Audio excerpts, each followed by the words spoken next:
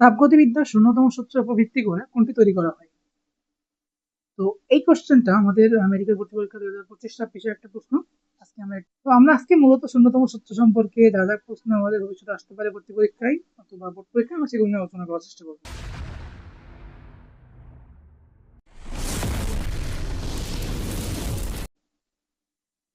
তাপগতিবিদ্যার শূন্যতম সূত্র যেমন আছে, তাপগতিবিদ্যা আরো দুটো সূত্র আছে। এটা হচ্ছে একটা আমাদের প্রথম সূত্র, আরেকটা হচ্ছে দ্বিতীয় সূত্র। এখান থেকে কিন্তু কোশ্চেন আসে যে কোনটা তাপগতিবিদ্যার সূত্র নয়। প্রথম সূত্র, দ্বিতীয় সূত্র, শূন্যতম সূত্র, তিনটা তাপগতিবিদ্যার সূত্র। এর বাইরে তৃতীয়, চতুর্থ, পঞ্চম যাই বলো সেগুলো তাপগতিবিদ্যার সূত্র নয়। এখন আসো শূন্যতম সূত্র, এটা আবিষ্কার হচ্ছে বিজ্ঞানী আর.এইচ. ফাউলার। কে আবিষ্কার করছে? আর.এইচ. ফাউলার আবিষ্কার করছে। তো শূন্যতম সূত্র জিনিসটা কি ছিল আসলে? শূন্যতম সূত্র কি ছিল? শূন্যতম সূত্রে ফাউলার বলছে যে যদি তৃতীয় কোনো বস্তুর সাথে তাপীয় সাম্যাবস্থায় থাকে, তবে প্রথম বস্তু দুইটি পরস্পরের সাথে তাপীয় সাম্যাবস্থায় থাকবে।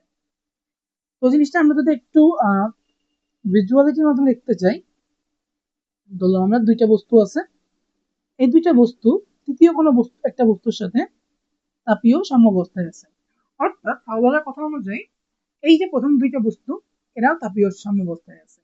এখানে এখন তাপীয় সাম্যাবস্থা বলতে মোটামুটি বোঝানো হচ্ছে এই যে তিনটা বস্তু আছে, তিনটা বস্তুরই তাপমাত্রা সমান। তাপমাত্রা তিনটা বস্তুরই সমান। তাহলে এই যে আর.এইচ. ফাউলার এর যে প্রথম সূত্র, সেখান থেকে আমরা ধারণা পাচ্ছি কিন্তু মোটামুটি তাপমাত্রা ধারণা। তো তাপগতিবিদ্যার শূন্যতম সূত্র থেকে তাপমাত্রা ধারণা পাওয়া যায়। আর তাপমাত্রা যে যন্ত্র দিয়ে মাপি সেটাকে বলা হয় থার্মোমিটার। তাহলে কি বলা হয়? থার্মোমিটার। তো নিঃসন্দেহে আমরা যে প্রশ্নটা পেয়েছি সেটা অ্যান্সার কিন্তু তোমাদের পেয়ে গেলাম, যে থার্মোমিটার এটা যদি তাপমাত্রা মাপা, এবং এটা আসছে তাপগতিবিদ্যার শূন্যতম সূত্র থেকে। এখন আসো এই যে তাপমাত্রা রিলেটেড এবং শূন্যতম সূত্র যেহেতু বললাম, থার্মোমিটার এই রিলেটেড আর কি কি প্রশ্ন আছে আমাদের পরীক্ষায় আসার মতো? থার্মোমিটার বেশ কয়েকটা পদার্থ দিয়ে তৈরি হতে পারে। যে পদার্থ দিয়ে থার্মোমিটার তৈরি করা হয় সেই পদার্থটাকে বলা হয় হচ্ছে উষ্ণতা মিতিক পদার্থ। যেহেতু আমরা উষ্ণতা মাপবো এটা দিয়ে, এটাকে বলা হয় উষ্ণতা মিতিক পদার্থ। উষ্ণতা মিতিক পদার্থ।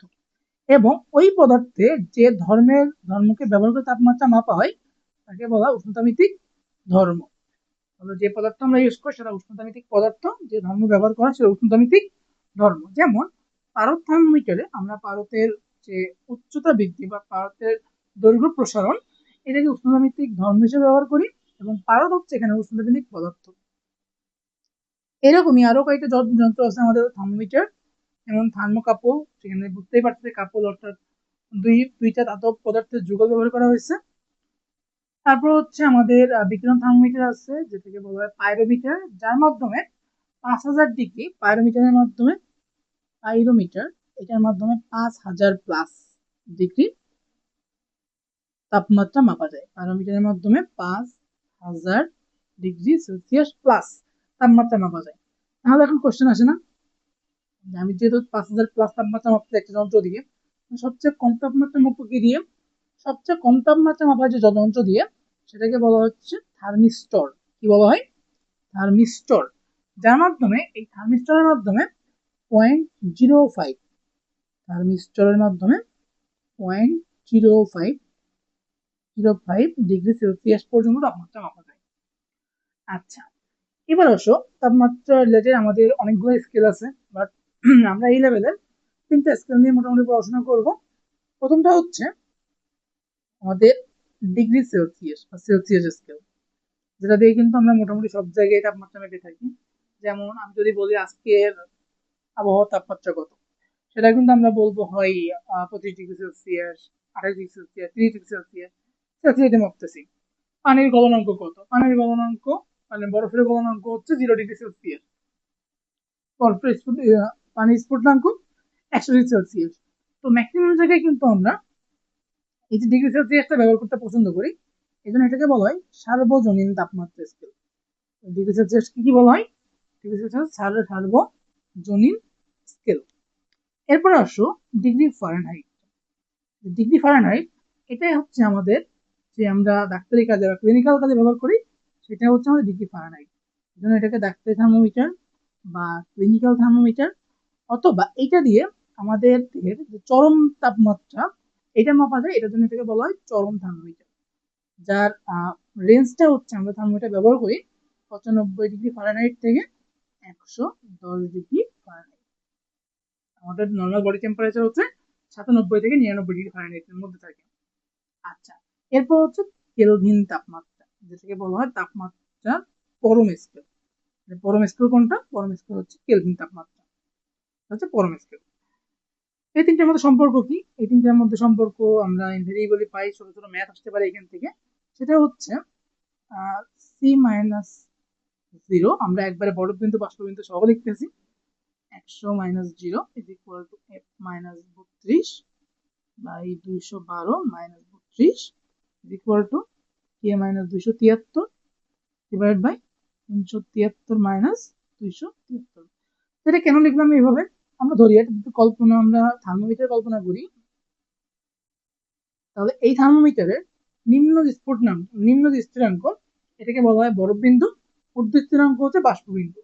যেখানে পানি বরফে পরিণত হয় সেটা হচ্ছে নিম্ন স্থিরাঙ্ক বা বরফ বিন্দু, যেখানে পানি বাষ্পে পরিণত হয় সেটা হচ্ছে ঊর্ধ্ব স্থিরাঙ্ক বা বাষ্প বিন্দু। তো এই প্রতিটা থার্মোমিটার আমরা কিন্তু এইভাবে হিসাব করি, একটা সর্বনিম্নটা হচ্ছে বরফ বিন্দু, সর্বোচ্চটা হচ্ছে বাষ্প বিন্দু। তো এখান থেকে আমরা বুঝতে পারতেছি সেলসিয়াস, ফারেনহাইট এবং কেলভিন স্কেলে আমাদের বরফ বিন্দু এবং বাষ্প বিন্দুর মানটা কত।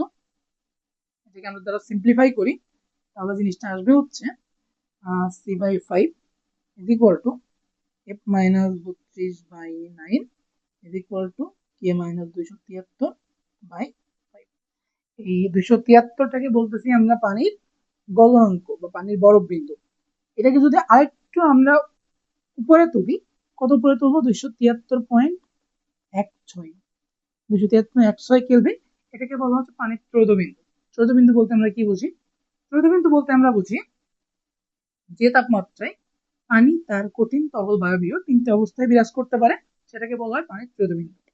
তাপমাত্রা হচ্ছে এত, এবং আমরা যদি ত্রৈধ বিন্দুর ক্ষেত্রে চাপ চিন্তা করি 4.58 মিলিমিটার মার্কারি। যেগুলো ইনফরমেশন বলছে এখান থেকে সবগুলো কিন্তু মোটামুটি ভর্তি পরীক্ষা আসার জন্য ইম্পর্টেন্ট। একটাও কিন্তু আমরা আনইম্পর্টেন্ট বা অহেতুক কথাবার্তা বলতেছি না এখান থেকে। আচ্ছা, তো যেহেতু আমরা পানির যে প্রতিবিন্দু সম্পর্কে জানলাম, আমার আরো কয়েকটা জিনিস জানা লাগে, যেমন নিয়ন, অক্সিজেন, আর্গন, নিয়ন, অক্সিজেন, আর্গন। এটা আর্গন, নিয়ন, অক্সিজেন, আর্গন, এই তিনটা একদম সিকোয়েন্সলি মনে রাখবো আমরা। সেটাই হচ্ছে নিয়ন শুরু কত? 24 থেকে 24 কেলভিন, অক্সিজেন হচ্ছে 54 এবং আর্গন হচ্ছে 84, 83.8। আমরা 84 দিয়ে মনে রাখতে পারি। Neon 24 kelvin, oxygen 54 kelvin, argon 84 kelvin. Argon হচ্ছে 84 kelvin, argon 84 kelvin, argon 84 kelvin. আচ্ছা, এরপর আমরা পানি বললাম, আরেকটা আমাদের মনে রাখতে সেটা হচ্ছে পারদ। পারদ হচ্ছে 2, 3, 4 কেলভিন, 234 কেলভিন। আচ্ছা, তো মোটামুটি এটাই হচ্ছে আমাদের এই টপিকটা 16তম সূত্র থেকে আসার মতো এমসিকিউ, যেগুলো বিভিন্ন ভর্তি পরীক্ষায়, বিভিন্ন বোর্ড পরীক্ষায় প্রশ্ন আসছে এবং ভবিষ্যতে আসতে পারে। তো এখান থেকে আরেকটা কথা বলে রাখি, সেটা হচ্ছে আমরা বললাম পানির ত্রৈধ বিন্দুর তাপমাত্রা হচ্ছে 273.16 কেলভিন। এখান থেকে মাঝে মাঝে আমাদের কোশ্চেন করে যে 1 কেলভিন কতটা হবে। 1 কেলভিন হচ্ছে পানির ত্রৈধ বিন্দুর তাপমাত্রা, যেটা তার 1/, এই যে অংশটা 273.16, এই অংশটাকে বলা হয় 1 কেলভিন। মোটামুটি আমি এই টপিক থেকে যা যা আসার মতো ক্লিয়ার করছি। এর বাইরে হয়তো দুই একটা ইনফরমেশন আমরা মিস করতে পারি, সেটা কিন্তু আমরা পরবর্তীতে কোনো এক জায়গায় তুলে ধরবো। আচ্ছা, এখান থেকে আরেকটা কথা বলে রাখি, সেটা হচ্ছে মাঝে মাঝে আমাদের এখান থেকে আরো ইম্পর্টেন্ট কোশ্চেন আসে।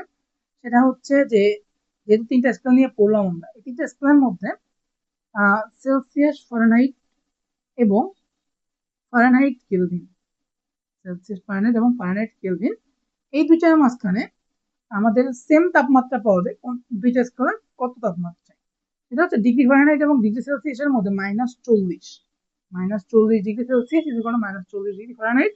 এবং তোমাদের কাছে কোশ্চেন থাকবে যে কত তাপমাত্রায় আমরা ফারেনহাইট স্কেল এবং কেলভিন স্কেলে সমান তাপমাত্রা পাবো। তো আজকের আমাদের এই কোশ্চেন অ্যানালিসিসটা এই পর্যন্তই।